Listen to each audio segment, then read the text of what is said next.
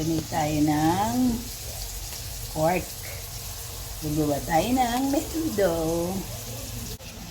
Inilis ni Papa. Gigisa na tayo para labasin muna natin yung kaluluwa ng sibuyas. Nilagay na natin yung bawang kasi umaangin na yung sibuyas. Naamoy ko na siya. Tama na natin yung ating laurel. Konti lang kasi ayoko nang masyadong laurel. Nilagay na natin yung ating karne.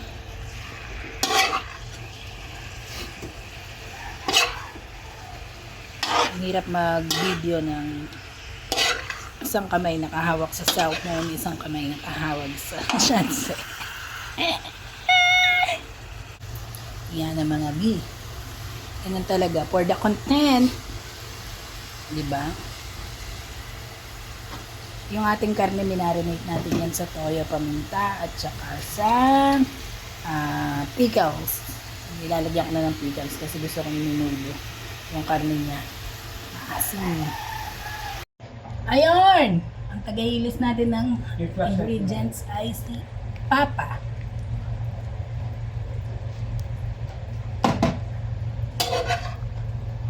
Dapat daw sasayawan para sarap. Kantahan natin. Kakanta tayo habang nagluluto para yung laway natin tatagstik. Oh, chili yung hawak ko. Maharot!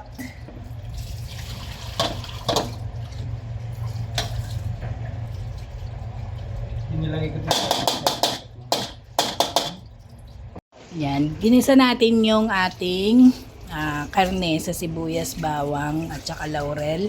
Yung ating karne ay minarinate na natin. At siya ay pag nilagay mo, magtutubig yan. Hayaan mo lang yan na mag-isang mabuti. Pag nagtubig yan, kailangan syempre igahin natin para mawala yung lansa at saka maluto siyang maigi. Okay? Okay mga B? Okay na mi! Sasabihin ni Papa. Okay na pa! Okay na mi! Nagtutubig yung ating karne. Pag ginisa mo yan, kahit hindi mo yan lagyan ng tubig, magtutubig yan. Kasi may tubig ng ating mamoy. Mamoy. Ilang buwan akong nasa layas, ang ating binata hindi nakakatikim daw ng luto ni Mama. Miss na daw niya. Miss na. Woo!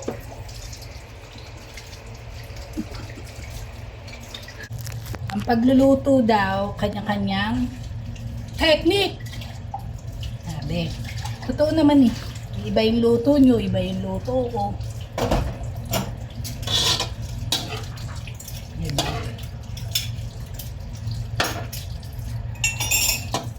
Ganon siya rin. Yung ating atay, nandito pa. Maya pag naluto na yung karne, tsaka natin siya yan. Yung iba, ginigisa muna yung atay. Ako hindi na. Hindi masarap ang minudo pag walang atay. Kahit hindi ako nakakain ng atay, nahaluan ko para ng atay. Okay? Okay.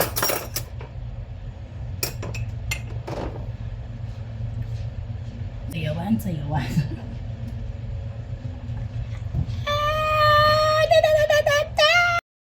Ayan, mapapansin nyo na iga-iga na siya. So, atin siyang hahaluin. Siyempre, content muna. Ayan. Haluin natin siya para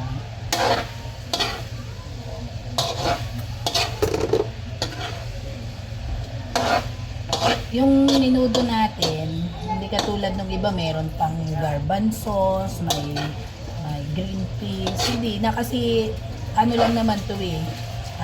Pansarili, hindi na namin nilalagyan kasi hindi naman, lalo yung anak ko, hindi naman siya kumakain ng mga yon.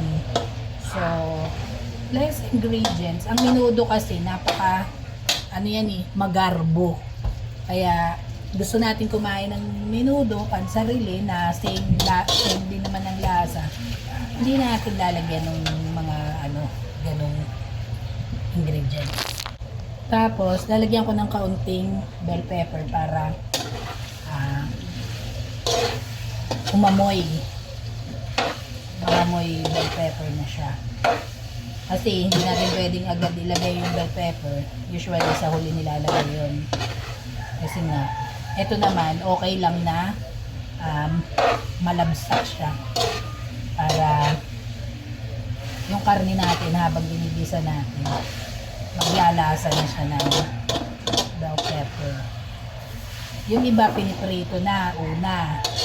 Tsaka yung patatas. Since maunti lang to, kaya naman nating lutuin mabuti at hindi naman to kailangan ma-stock. Ma-stock ng ilang araw.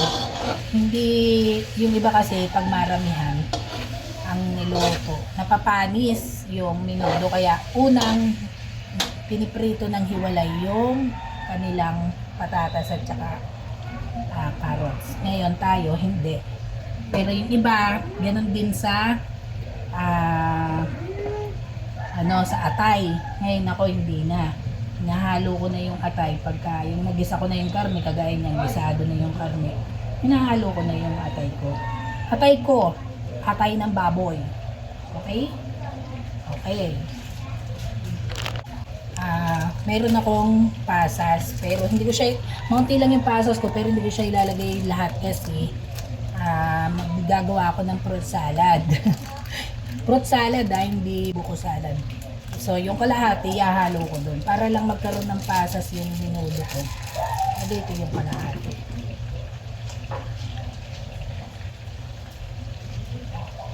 Yan. Dito yung kalahati para yung menudo ko merong pasas. Iniga ko talaga yung menudo ko kasi para malutong mabuti yung karne. Kasi kung siya ay pinalambot mo sa tubig o sa sauce, hindi siya ganun naluluto. Hindi ko siya bet. Kailangan, di ba pag nagtubig siya, maigay siya para maano mo na luto talaga siya. Yarn mga mi. Hinalo ko na yung atay para yung atay nagigisa. Diba?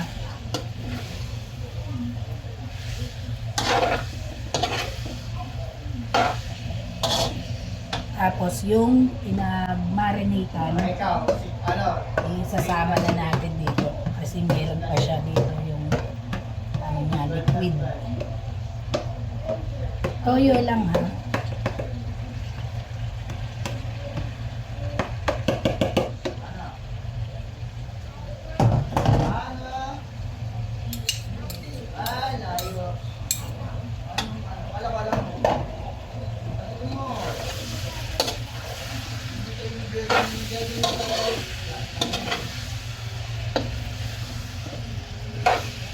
Tapos, yung iba kasi, pag nagminudo, hindi sila masarsa ako. Lalagay ako ng, yung iba nagamit talaga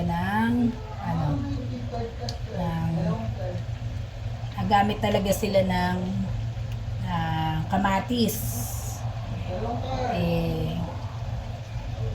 Hindi ako nakabili ng kamatis. Kamatis talaga ginagamit nila. Pahirapan pa ba natin sarili? Hindi tayo. Tomato sauce. Iba nga tomato paste nilalagay.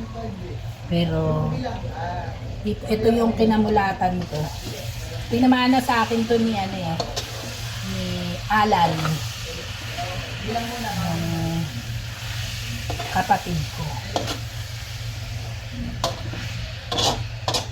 Sa mga nakakakilala kay Alan, pinamana ni Alan sa akin itong recipe ng menudo. Na-improve lang.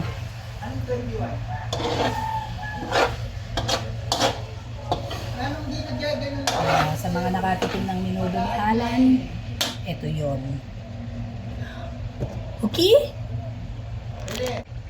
Since luto na yung ating karne, ayun yung ating pot holder. Lalagay na natin yung ating patatas and carrots. Ngayon, kung napaalat yung luto nyo, ang isa sa technique pag napaalat ang luto nyo, lagyan nyo ng patatas. Pero hindi naman maalat yung luto ko.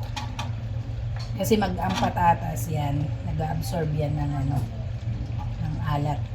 Lagyan nyo yung ating patatas at carrots. Ano ba yung sinabi ko kanina?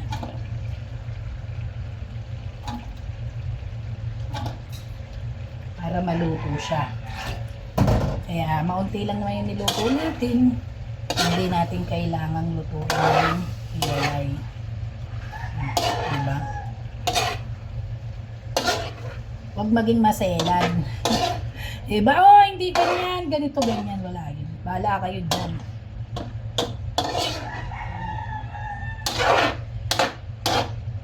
O, diba?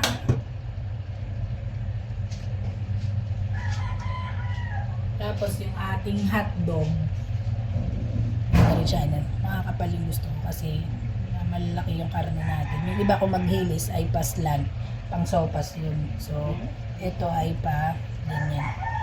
Round lang, simple lang. Pwede rin natin isama na to para yung lasa ng hotdog magbe-blend. Diba? Hindi lang siya basta dekorasyon. May lasa yan. Ano yan eh? Your foods.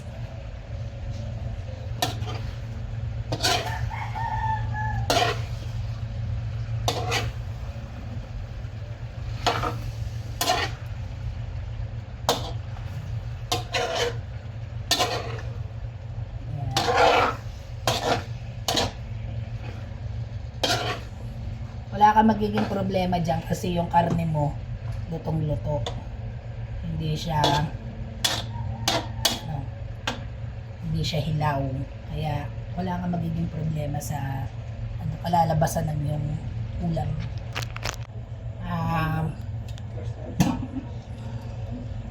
Mapapansin nyo, ito, nasasabihin ng iba, o bakit hindi nasa bote o nasa ano yung binili niya? Itong tindahan dyan sa amin dyan lang sa daan, maliit lang na tindahan. Bago ako bumili sa iba, titingnan ko muna kung ano yung pwede kong mabili dyan sa labas kay Mother Earth, kay Nanay. So, para sa kanya ako bibili.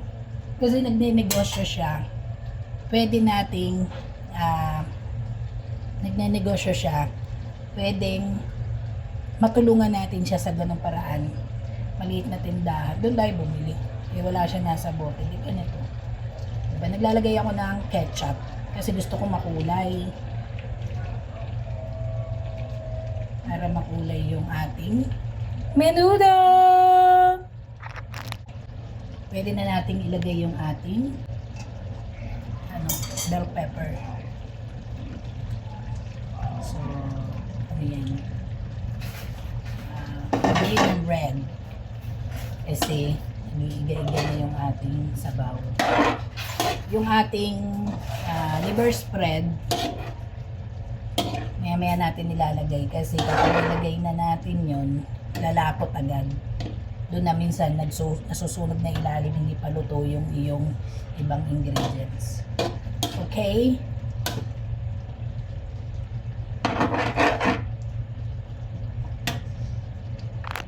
Ihalo na natin yung ating livers. Gamitin mo mamaya yung sapatos mo.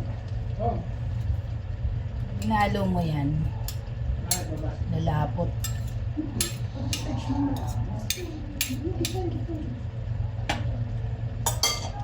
Lalapot yung ating minuno.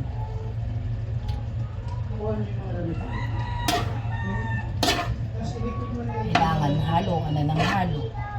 Kasi pwede nang masunog yung ilalim.